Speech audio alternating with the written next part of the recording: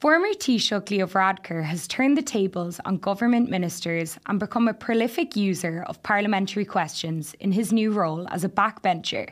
He has quizzed them on topics from reducing people's medical costs, social insurance benefits, and even including sexual orientation as a part of the new census.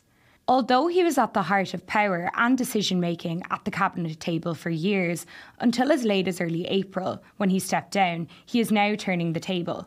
He recently asked Health Minister Stephen Donnelly for costings on moving the drug payment scheme to an individual basis rather than a household limit.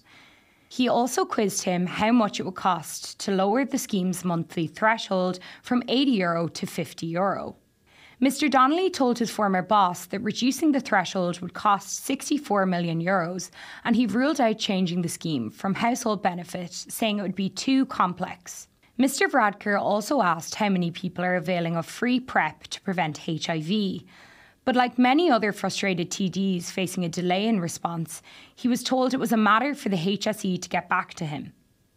Similar questions from the Dublin West deputy, who served himself as Minister for Health from 2014 to 2016, on costs around GP visit cards and medical cards were also passed off to the HSE.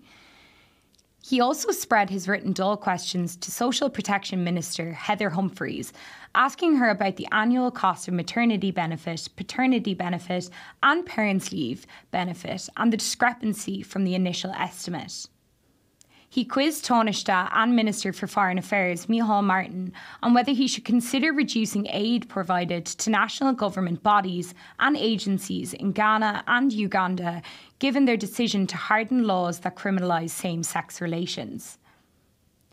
But the reply came from the Minister of State, Sean Fleming, who clarified Ireland does not provide money to either of the national governments, but supports overseas development aid.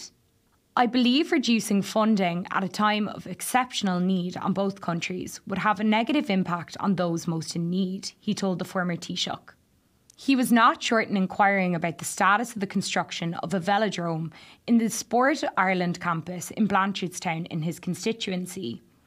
Mr. Varadkar also had questions for Justice Minister Helen McEntee and also wanted to know the status of the criminal disregard for certain convictions related to the consensual sexual activity and if she expects to publish legislation in advance of Pride.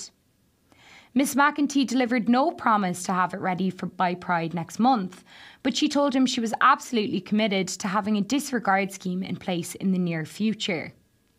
When asked why he felt the need to submit so many Dáil questions, given he was so privy to so much inside knowledge for so long, Mr. Varadkar told the Irish Independent, "I'm no longer in Cabinet, but I am still a full-time TD doing constituency work, parliamentary work, like contributing to some debates and being present for votes.